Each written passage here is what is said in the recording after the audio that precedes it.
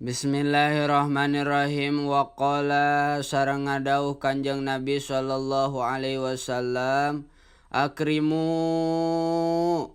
kudu ngamuliakeun araranjeun kabeh al ulama ka pirang-pirang para ulama.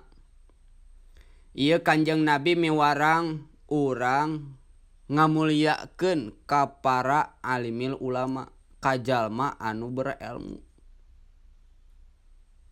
Fa innahum mangkasa nya-nyana para ulama ingdallahi mungguh Allah karomau eta teh pirang-pirang anu mulia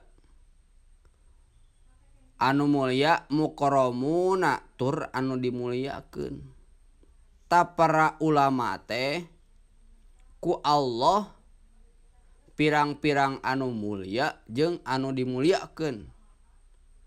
Mata Kanjeng Nabi miwarang urang kudu ngamuliakeun ka para ulama. Ulah ngagorengkeun, ulah benci ka para ulama teh.